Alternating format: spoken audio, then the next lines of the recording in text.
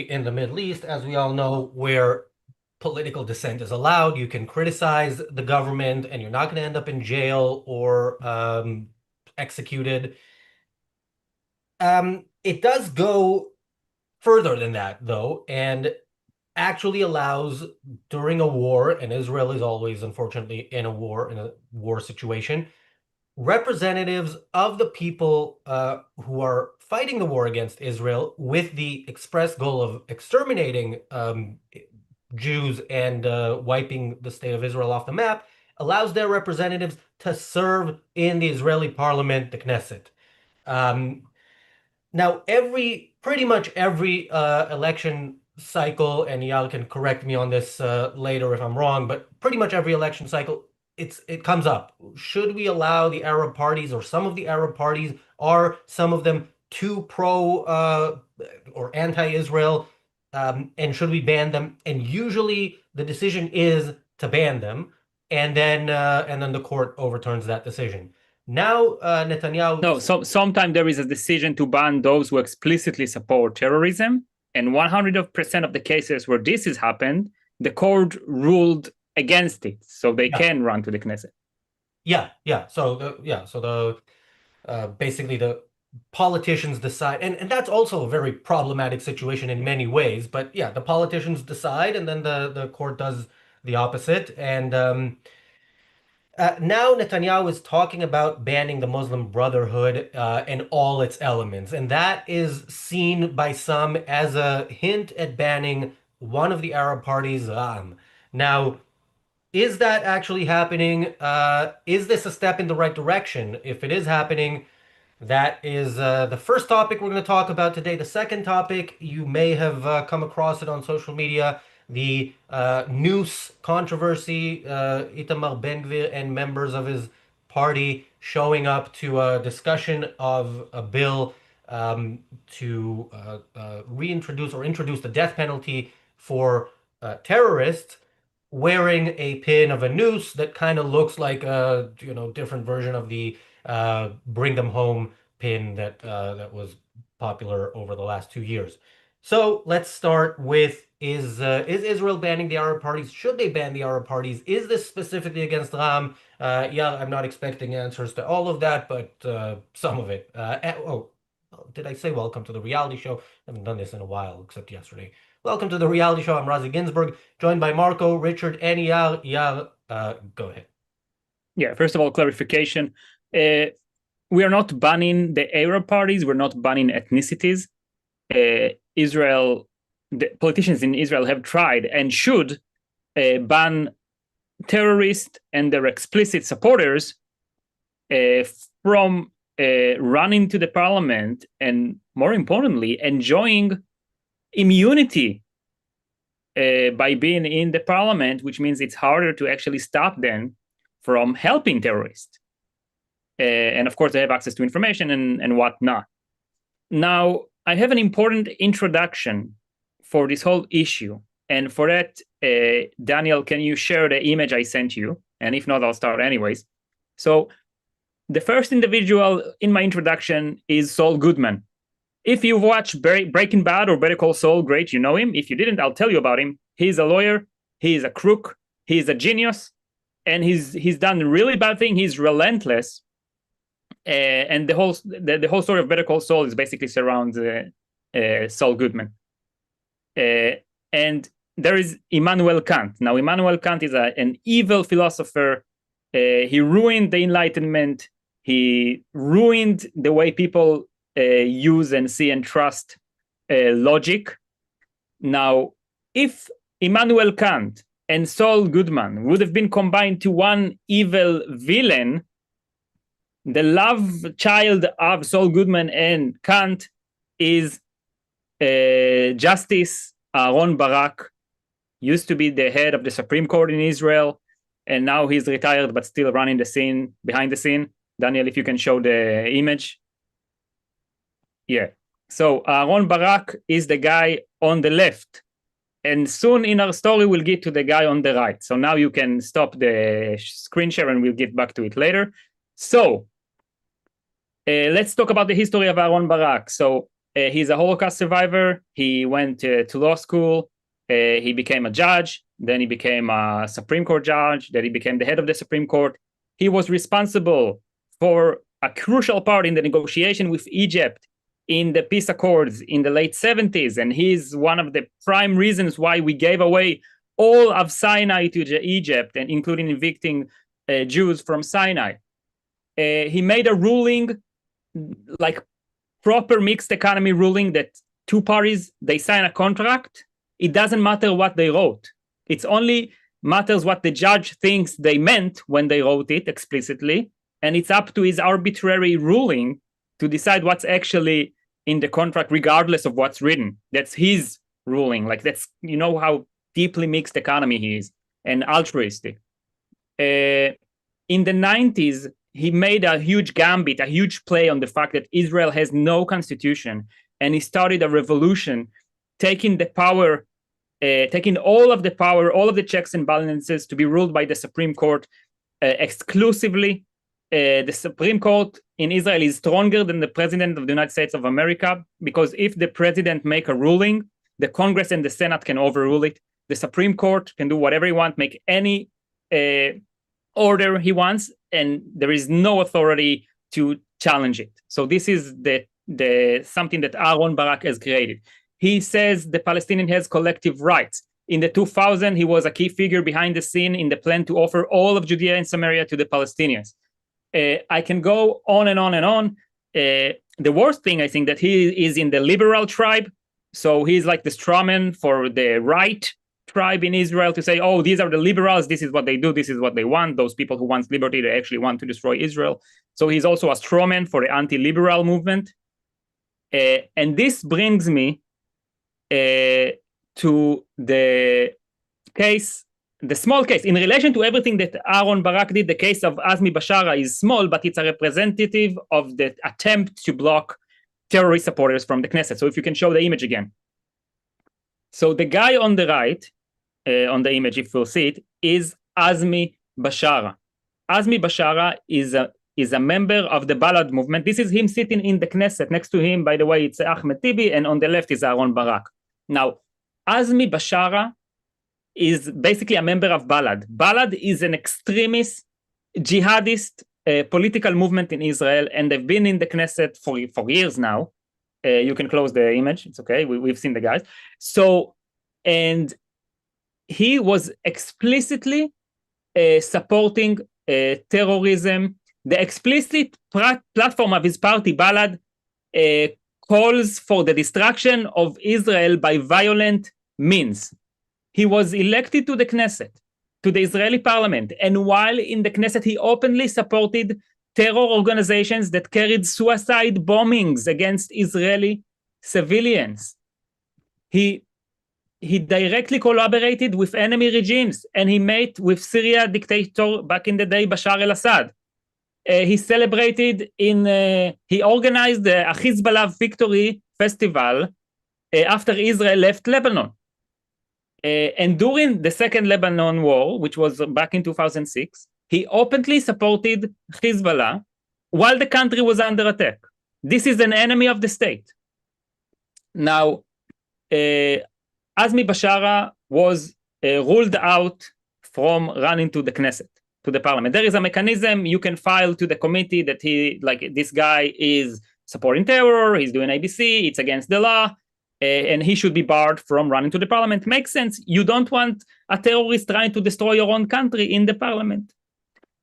The committee said that he should not run to the parliament, and then, of course, it was like somebody sent a request to the court. So the way the court rules Israel, the Supreme Court rules Israel, is that everyone can send an appeal to the court on anything, and the court will just accept it, and then he will bring out an order. So they just have organizations working for them. Just whatever the court wants to do, there is an organization asking him to do it, and then he rules it. Okay. So somebody asked the Supreme Court, "Hey, listen, overrule the decision." So Azmi Bashara can run back to the Knesset. And then it was a problem because Azmi Bashara explicitly broke this law, and because this law says if somebody explicitly supports a terrorist action, he is barred from running to the Knesset. This has reached to Barak's desk, and this just to illustrate how much of a Saul Goodman and a Kant this guy is. He basically said, he made a joke of the law. He argued that Azmi Bashara only supported the groups carrying out the terror attacks, but not the attacks themselves. And therefore, he should be allowed to run to the Knesset. So this ruling created a precedent that allowed future charges against Bashara to be dismissed because he has immunity, and he went to the Knesset and he was elected. Now, here is the big story. After this, thanks to his friend Aharon Barak, and you can show the image again, thanks to the relationship with these two guys, this one guy wants to destroy Israel, and this other altruist judge, mixed economy judge, allowing him to run to the Knesset. While being in Knesset, while enjoying immunity, he was meeting Nasrallah, the arch enemy of Israel, right around 2006. I don't know if it was 2006 or after, or for the very latest 2007, probably beforehand. And he was giving away to Nasrallah in person key intelligent information about Israel. He was helping one of Israel's most deadliest enemies in his attempt to destroy Israel. So in 2007, finally, the police was, trying to get him, but he ran away. And just as the last detail, the last anecdote, what country did he run away to in 2007? Already back then, of course, to Qatar. So now to this day, he lives happily ever after in Qatar, enjoying their protection. And he was in the Knesset in the first place, helping our enemies, thanks to Aharon Barak. Now, why did I tell you the story? First of all, because I have a lot of criticism on Aharon Barak, and this is a good opportunity to bring it up. Second, because if we talk about barring those terrorists from the Knesset, you should know the history of this state and the crazy people in it that going to do everything in their power to prevent Israel from stopping terrorists to work against Israel from its parliament. And this is why I'm very skeptical about this actually coming into fruition. Yeah, by the way, I haven't seen Breaking Bad or Better Call Saul, but thanks, Deborah, for all the spoilers in the chat. Now I don't have to watch it. Yeah, a few things. First of all, that's a great picture of Bashara to have, because TB is right next to him. TB is another example. And yeah, this he's still in the parliament. In the Knesset for like 30 years or so. I have to say, one of Netanyahu's greatest slogans ever was, I believe this was 1999 when the slogan was Bibi or TB. And I think people voted TB overall, as in Netanyahu lost that election to a different Barak, also a very bad one. Yeah, there's also Hanin Zoabi. I don't remember exactly the story of where she ended up, but she also can't go back to Israel, right? Because she's an actual traitor as a citizen. And yes, giving aid and comfort to the enemy, that is treason. And in Israel, you don't need to talk about a bill and wear a pin with a noose, because there's already the death penalty on the books for treason. It has never been applied. It won't be applied to any of these people, but it should be in some cases. Okay, a few other comments that I want to quickly address. First of all, there was a super chat. Thank you, PC, for the super chat. PC says, Razi, hostile groups should always be banned. I mean, look, if people are expressing views that you don't like, they absolutely shouldn't be banned. If people are actually working for, to destroy the country you live in, or just to murder people, yeah, they should be banned, and the people involved should be looked into to what extent their activities are, actionable. Yair says Rabbi Kahane was banned from the Knesset. That's an interesting one. Maybe we'll talk about it later. He's definitely not at the same level of as these people, but yeah, he was involved in some activities that probably qualifies terrorism. I have an anecdote on that. So the law for barring terrorists from being a part of the Knesset was designed to be against Rabbi Kahane, and then he was actually barred. And then the hypocrite left in Israel was faced into a problem, because the parties of the anti-Zionist Arab jihadi movements are qualifying in this law to be barred. So they had to go and do all of this fraud in the Supreme Court to make sure that they wouldn't be barred from the Knesset, and only right-wing parties will be barred from the Knesset. Yeah. Vered says about Azmi Bashara, he should be in prison. Absolutely. And He should receive the death penalty. yeah, and be in prison until that time. Yeah. And by the way, just another anecdote about Aharon Barak.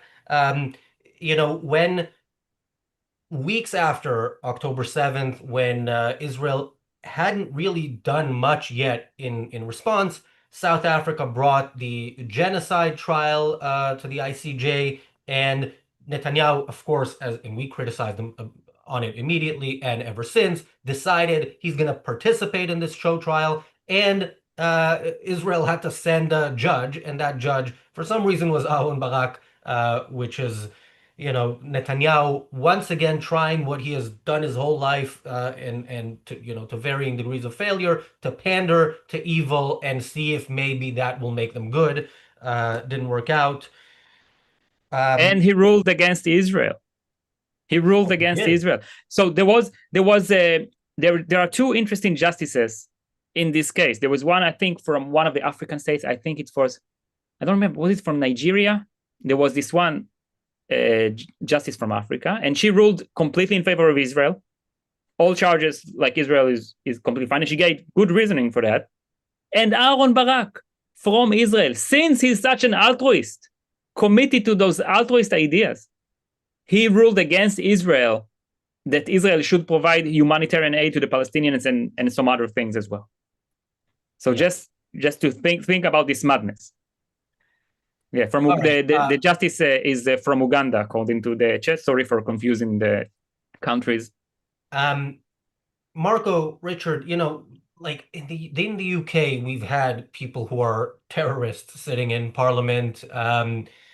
Marco, you're originally from Italy. I don't know if you have terrorists, but you have all sorts of people who are, let's say, at least supportive of violence, including against their own people. But is this a special case in Israel? Should other countries have maybe banned other parties? What do you think? Well, talking about evil child of evil people, I mean, this Barak guy is clearly has an evil twin, another lawyer, another very clever lawyer. His name is Tony Blair, and it's not an accident that it's gonna probably be the guy that ends up ruling Gaza. And to be honest, in the hierarchy of evil, Hamas is followed by him, so he will be the right person to run Gaza, following the same kind of evil that we've seen in the last 20 years. Yeah, I mean, it's not unusual to have this kind of situation. Here in Britain, we're seeing, for example, the rise of sectarian politics. And let's face it, when you have a Muslim party, they're never gonna argue for, the provision of particular healthcare or whatever fluffy social benefits for Muslims. They always argue for Sharia law in the end. So all they want to do is not let's make the world better and celebrate whatever the religious things and the Muslim religion has, but they always want to push Sharia law. They want to destroy democracy because they hate the West and certainly the Jews as well. So the ultimate movement of these people is actually to create a situation where the freedom and liberty that we benefit from is wiped out in favor of religious law. And we see this kind of movement in the West. They see this kind of movement certainly here in Britain recently to ridiculous levels. And we see it happening in Europe slowly as well. But of course, in Israel, it's particularly preposterous because Israel is at war with Islamic states, effectively. So to have a representative of the very party that's attacking the country itself seems to be ridiculous. If it were just an issue of, as Yar pointed out, a party which pushes forward, the interest of a certain ethnicity or even the religion, I could understand. But this is not the point. The point of these parties is actually to undermine Israel and to see effectively a fifth column within Israel itself in order to bring it down. And certainly in the UK, we've certainly had politicians in the UK Parliament. We've still got some now who take that same kind of approach, like the Jeremy Corbyns and the George Galloways. Jeremy Corbyn, of course, still there. And I mean, to be honest, I see my role in this particular program as providing the basic entry level to Israeli politics, contrasting with your guys' expertise, but aware that not everybody necessarily knows that much as non-Israelis, and therefore I did a bit of basic research to understand how this works. And you guys can correct me if I'm wrong, but the entry level stuff is that there are four key Arab parties. And I think one of the things that I notice when I'm doing this kind of research is just how biased the internet is against Israel. Now, had the internet been around when the troubles were going on in Northern Ireland, I'm sure the same would be the case in terms of, re-describing the IRA or Sinn Féin in a more positive light than they really were. But, for example, there's Hadash party, which I understand is the commies, essentially, in a nutshell. Arab commies. Arab commies, yeah. There's Balad, which you described as the jihadists earlier. The internet describes them as nationalists who are in favor of Palestinian identity. But we can stick with jihadists if you like. That's perfectly fine. Well, the means is explicitly jihad. Sure. No, absolutely. Ta'al, who is the more secular group, again focused on Palestinian national issues. Is that the guy with Tabi? Tibi, yeah. So Tibi was like the assistant of Yasser Arafat, which is a KGB agent who led the Palestinian movement back in the day and formed the Palestinian Authority. He's the one who got the respected title of Nobel Peace Award for creating the terror entity that wreaks havoc on Israel to this day. So yeah, this is his advisor. So basically, this is like this Tal party is like a populist Arab party that is linked to the PLO. Okay, fair enough. And yet the internet would give you the impression, as the secularists, that they are the most moderate of the lot. So yeah, it's talking about the form instead of talking about the essence. So in forms, you have the commies, you have the jihadis, you have the secular, but the essence is they're united around the idea of, hey, let's destroy Israel using parliamentary means as well. Yeah. Not only jihad, not only communism, not only whatever, let's also use the parliament. So that's why it's a political entity. Fair enough. And finally, Ra'am, which even I know conservative Muslims means Islamists, but yet that's how the internet tends to refer to them. Ra'am are the most associated with Hamas. Yes, absolutely. And even though, and of course, also they're the ones run by Mansour Abbas. And one of the important things here to understand as a non-Israeli is that lots of these parties group together in a united list in order to get over the threshold and enter parliament frequently. Yeah, depending on the extent to which they can agree. Yeah, I'm sorry for cutting you off. Just to make it clear, we're talking about Israeli parties. These are Israelis of Arab ethnicity that formed parties. They under the jihadist flag, anti-Zionist, let's destroy Israel, blah blah blah, and they are they have seats and privileges of members of the Israeli parliament. So just to make it clear, and they even have political power, legit political power over the Israeli states and the people in Israel. Yeah, and of course they always the worst bills, like the most socialist evil bills, always enjoy the support of the Arab parties, and they even gain popularity sometimes with it among regular Israelis that are like to get those altruistic communist candy from the state. Yeah, absolutely. And there were two extra facts I wanted to just chuck out there, which I think everybody ought to be reminded of, which is firstly that the Israeli population has a fifth is Arab. for a start, which many people don't know when it's described constantly as the Jewish state and is the whole apartheid slur is kicked around. People don't recognise that as a fact, but it is.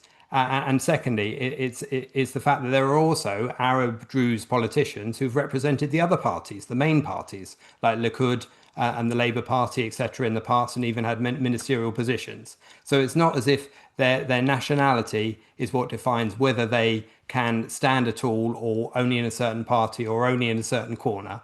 The ideas is what counts, isn't it? Ultimately, as we're constantly, pointing out on these programs. Yeah, and Richard, I wanted to go to you with this super chat from PC. Thank you for the super chat. PC says, Razi, the new Corbyn party should be banned, LOL. Um, I'm tending to disagree with that. What are your thoughts? Well, I think they're making a spectacular, impression of imploding all on their own. I don't think they. Your party. Yeah, We Oh got a yeah, party. it is called Your Party. That's the name of the No, party. we haven't got a party. Your party. yes, yeah. It is the most ridiculous name. I think in many articles it's referred to as the Fruit and Nut Party, which is more accurately describes it. But there's so much infighting in it; they can't even. It took them ages to agree on going from the temporary name Your Party to the permanent name of Your Party. So that's the progress they're making, and thankfully it's small and pathetic, and that they're a fabulous joke like the Monster Raving Loonies was for many years. No, because the Monster Raving Looting Party is a joke on purpose. Like it is, Sure. if you think politics is a joke, vote for us. We're gonna show up, dressed weirdly, and you're gonna see us on TV and that kind of stuff. And then we're gonna cheer when we get 300 votes. That's the whole thing of the party. This is a party that wants power. Maybe it's not gonna get it in the next election, but it wants power. The fact that there's five sitting MPs, that are in this party should be terrifying. All of them were elected on the kill the Jews ticket. So Yeah, yeah, that's certainly true. And I think the bigger problem in the UK is things like the Green Party, frankly, which is where a lot of the Muslim support has gone across to when it's not been they've not been getting as much anti-Jewish policies from Labour as this particular group wants. They've moved to the Green Party, and yet the Green Party still manages to badge together those that want to, supposedly care for the environment, and also those that want to wipe out the Jews. yeah, Um, the I- Green Party. Yeah, continue. no, that's it really. I mean, go Well, on. the Green Party is the kill everybody but the Jews first party, oddly enough, run by a Jew, which is anti-Semites love people like Zach Polanski. That is their biggest dream. It's to have a Jew argue about why we should fight against the Jews and then be totally surprised when after victory he is also a target. Um, And to answer PC's question, I don't think these parties should be banned. They are so easy to ridicule and show how stupid and pointless they are that I think it would serve a better, um, it would be better to actually expose them for what they are rather than banning them outright, therefore giving them some sort of victimhood status. yes, I agree. The problem is also, remember, like there is no good alternative. There's various degrees of bad, and your party wins in the who's the worst. But yeah, it's if you are actually going to point out that one side is bad or evil, you have to have a good alternative. Nobody is offering that, which is and nobody also in the UK, nobody is defending Israel fully. Maybe one or two journalists, but yeah. That And that Razi. is what it is. It's a sad state of affairs, but politics is not where you look to find good, inspiring people.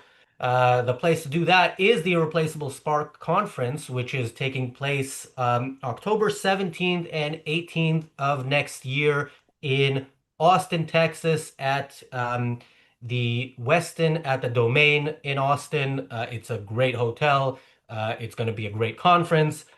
Tickets are on sale now, early bird prices, so make sure you sign up. We will announce many speakers very soon. We've announced one so far. Yeah, I believe Michael Leibowitz, this is a time of day where he's done siphoning my viewers, and he's probably now sitting, working on his talk for next year. If you don't know who Michael Leibowitz is, you really should. He has an amazing story. If you, this is what he looks like. I think we have a picture, right, Michael? If Michael Daniel will show. Wait, no, not that one. Do we have a different picture of Michael Leibowitz? Um, okay, maybe not that one. It's a different one. Yeah, Michael Leibowitz of the Rational Egoist podcast and the Capitalist Corner is going to be speaking at the Irreplaceable Spark. Make sure you get your tickets now. All right, back to this topic. Eyal, anything to add on this topic before we get to the contra? Oh, I just want to make something clear. Yes, of course, but when we talk about should Israel ban the Arab parties, I mean specifically the Arab parties that are in the Knesset. If there is it's not, let's check the ethnicity of the people in the party and then ban them based on that. I think that it should be clear to viewers of the channel, but if it isn't, now it. There is an important contextual fact, which is, as of now, all of the parties that are referred to as the Arab parties, one of their essential key properties is that they are actively working for the destruction of Israel, the destruction of Zionism, to achieve the goal of death of Jews. And it's just easier to say the Arab parties as a conceptual umbrella in the context of the Israeli politics to understand we're referring to those people. But to a viewer from wherever, it just seems like, oh, we don't want Arab to have rights in Israel. And no, every human being should be equal before the law, should have rights, should have freedom. This is not acceptable, regardless of ethnicity, that somebody would use political power to bring death and the destruction of its own state.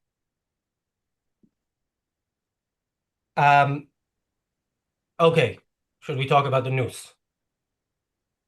So, yeah, Israel is talking about, there's discussions in the Knesset about a bill that would give the death penalty for terrorists, or allow judges to give the death penalty for terrorists. That is now in discussion. Otzma Yehudit, a disgusting name for a party, led by a disgusting human being, Itamar Ben-Gvir, him and his folk showed up with a pin. People in Israel have been wearing the Bring Them Home pin for the last 2 years. This is similarly looking, just turned into a noose because, that's one of the ways, I think he actually said, that's one of the ways you can execute people. There are other ways. True. But is it in bad taste? Is the law itself a good idea? Yeah. Okay, so first of all, I think it is in bad taste. Having said that, okay, I'll start with context. As of now, today, the law in Israel, in some cases, allows death penalty on terrorists. It is allowed.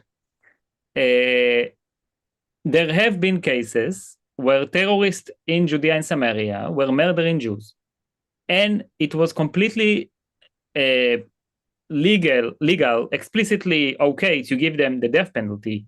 Yet the authorities have chosen not to give them death penalty, because there is an expression in Hebrew. It's called ot meta, which means a dead letter, a dead bill, which means something the law says A, but the government or the judges or the DA, whatever, they just don't give a damn and they don't enforce it or don't make it happen. So as of now, there are cases where it's completely legal to execute terrorists that should have been executed, but the state just doesn't do it. And this brings me back to the law against terrorists running to the Knesset, which the Supreme Court completely made a joke of and allowed terrorists to run to the Knesset, that later on made even actually committed act of terror and espionage and treason. And only then they fled the country because they realized that's too much for Israel. Finally, they found the limit of what Israel can bear. So I think terrorists should be executed. I think people who murder people for being Jews in a state that's supposed to be a safe haven for Jews, a shelter for Jews, such people should be executed, especially since they're doing it for a political reason to destroy this whole state. They're trying to achieve their political goals, which give them power and ammunition or whatever, so they could do massacre against Israel. Newsflash, it's already happened. We gave the Palestinians so much power and ammunition in the 90s and in the early 2000s that the October 7th massacre is a complete result of them. And it was like they managed to get to these results because of the terror acts they did. So we've experienced it. Terrorists come, they murder the Israeli children and women and adults and pregnant women and whatever, even before October 7th.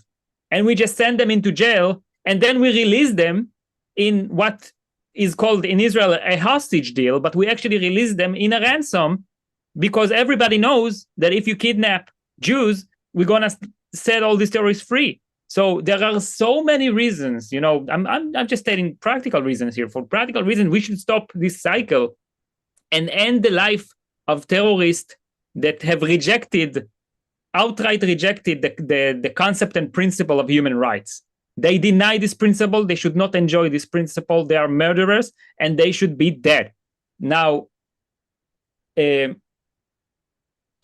Israelis, unfortunately, hold some premises of intrinsic morality, as if the right for life is intrinsic. It has nothing to do with what you choose to do with this life. It has nothing to do with the fact that people choose to murder and commit acts of terror and everything. No, they have a right to live anyways. No, a right is a principle. And if you deny this principle, you don't enjoy its defense, especially in extreme cases of terror and murder and horrible acts of murder of multiple innocent people. And there is also the whole political issue of us getting massacred because of terrorists we've released, and they're doing it in order to release terrorists we could have killed already. So just 100%, if somebody attempts to murder a person for its religion, he should be executed. And this is justice. This is morality. This is a completely moral action to execute those evil terrorist savages. We should wipe them off the face of the earth instead of giving them everything. Israel is funding plastic surgeries for terrorists in the prison, is funding them to study degrees so they can use their knowledge against Israel after they're released. There was this one Palestinian woman. She was creating a bomb in order to kill Jews. And the bomb was set off in her face because she is also, regardless of her being an evil terrorist, she's also an incompetent person. So it blew up in her face. And she was sent to Israeli prison. And the Israeli taxpayer, paid for her plastic surgery to restore her ugly face. So you need to understand how inverted the morality in Israel, how altruist it is in some cases, unfortunately. Now, in the context of the Western world, Israel is one of the most moral states in this regard. We're actually trying to defend ourselves sometimes, but trying to judge it under an objective criteria, under the ideal, under what should we strive for, we're in a huge problem here. When you say Israeli taxpayers paid to restore her ugly face, like was she like a 7.3 and they had to restore it just to that degree? Or...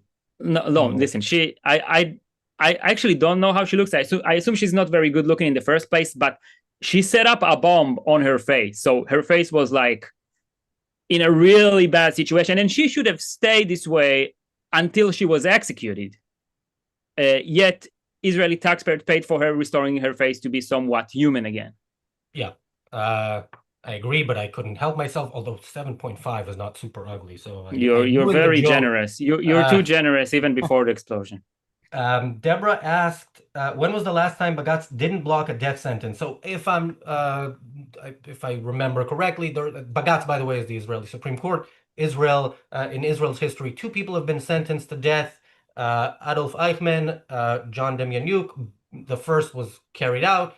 The second wasn't. He was released. The prosecution messed up. The defense did a good job. And yeah, a Nazi war criminal was released because it wasn't certain that he was the specific Nazi war criminal that that he was tried for being.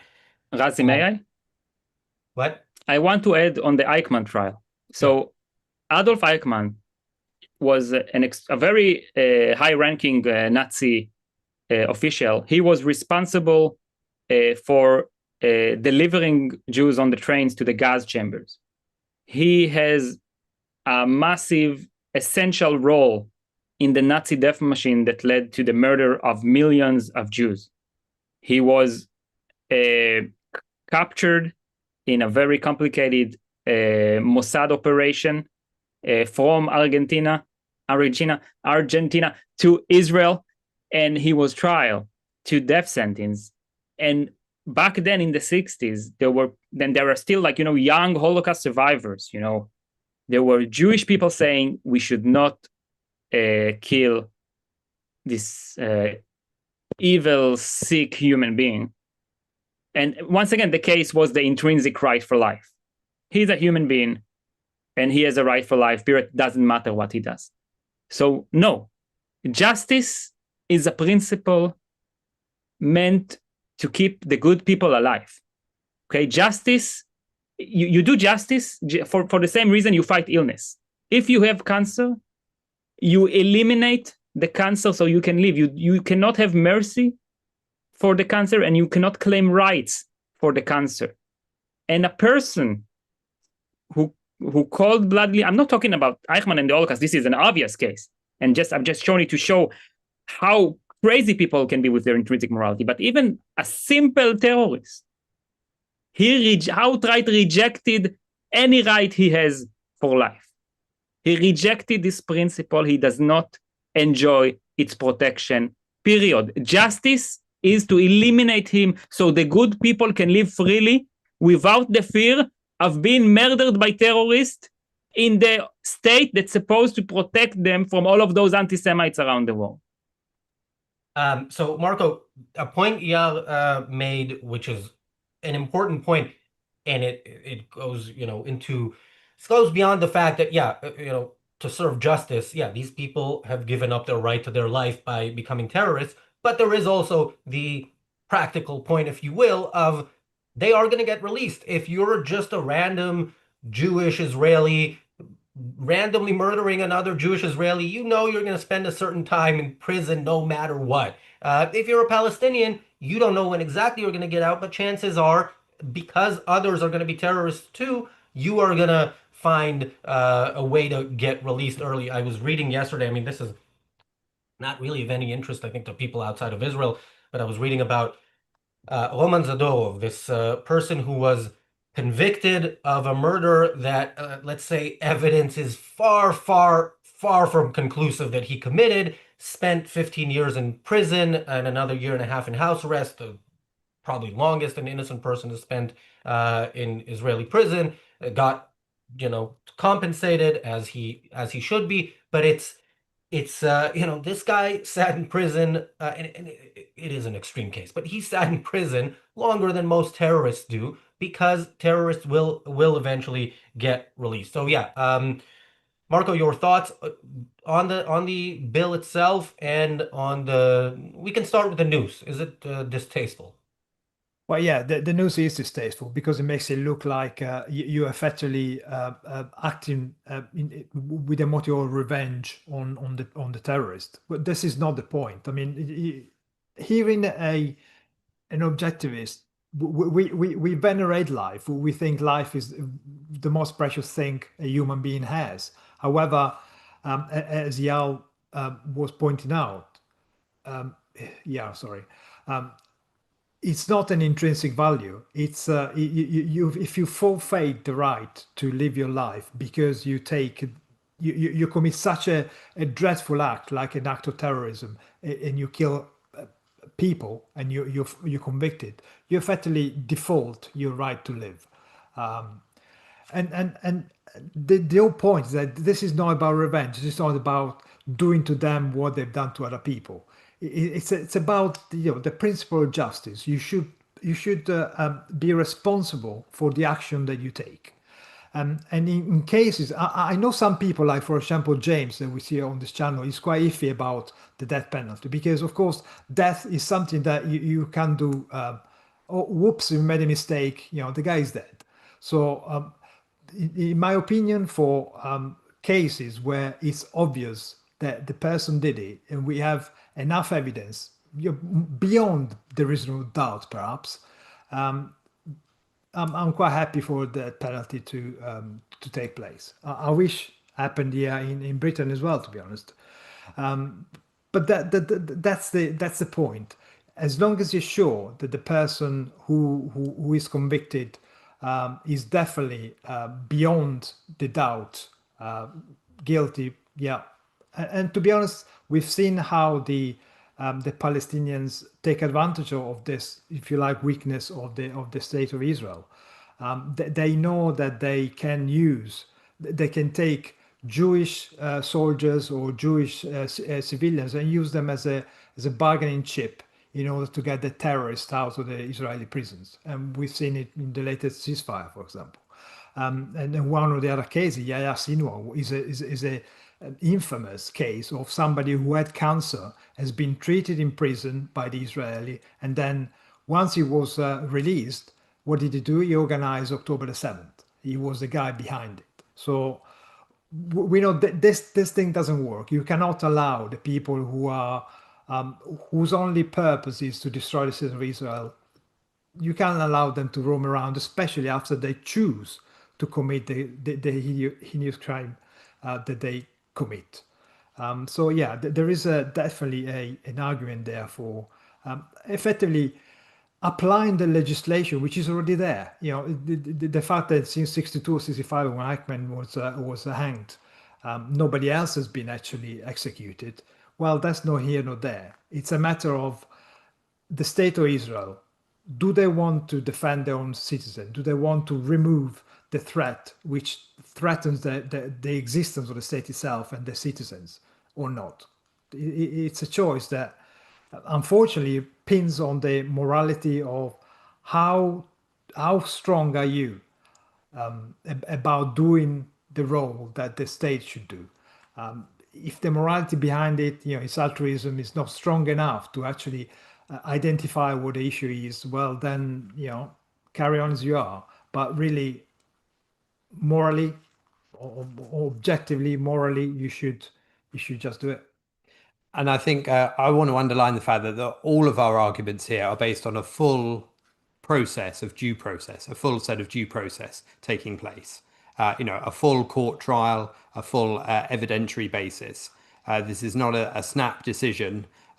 Even if the evidence is compelling, you would still expect, a defense lawyer and somebody to appear in court, and then the judgment to ultimately be issued. But I back up what you guys have said, and certainly what Marco mentioned in passing there, that when it comes to terrorist attacks in Europe and in the UK, I think the same should apply, frankly.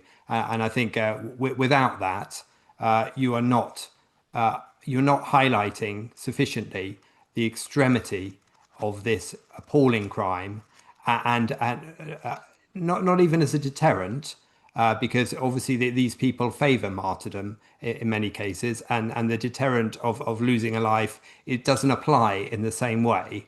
But that doesn't mean that we shouldn't demonstrate to anybody and everybody that this is absolutely an outlier of evil, and therefore should be treated as such, and justice does absolutely depend on it. Now, I've heard an argument on the other side, separate to the so-called prisoner exchange argument, which I totally agree with, which is this would discriminate against Palestinians. Now, it would only discriminate against Palestinians who kill Jews in a terrorist manner. So if you choose to evade that second half of the sentence, then it clearly just discriminates Palestinians. But obviously that's patent nonsense. Yeah, The statement. The statement implies DEI policies and hires Jews, then it's not going to discriminate against Palestinians. Yeah. The statement implies that a part of the Palestinian nature is murdering Jews indiscriminately, and I agree. Palestinianism is a political movement aimed for the destruction of Israel. And it's part of the nature of whomever is Palestinian to incline to murdering Jews. This is an ideology which is evil and should be eradicated. Yeah. I just want to say I agree it's distasteful for various reasons, but and maybe instead of a noose it should have been like a chair, and then you can give people a chair as well. But the sentiment is correct. And we need to remember this is specific to people who absolutely deserve it. Now, for me, I agree, Richard, in cases where somebody is arrested and, they have to go through due process and so on. But at a time of war, first of all, I question how many of these people should have been arrested. For me, you capture somebody, you get the information you can out of them by taking them apart piece by piece, and then you get rid of them. Like, I don't think so many terrorists should have been arrested. I, have a different view than Israeli authorities on how to fight wars. You also have a different view on how wars should be fought. Where else can people hear about these views? Thank you for the segue. I'm actually touching on this particular subject as well, death penalty, what to do with terrorists, what to do with them in war. On my book, Victory Now, that is now released, and I'm proud to announce it is also available finally in a physical copy. So if Daniel could paste the link in the chat or put it in the description, so you can now get a physical copy of my book, Victory Now, and it came out by the Victory Now movement that we're working to expand now in Israel to actually make a change in Israel. But this is relevant to the whole world.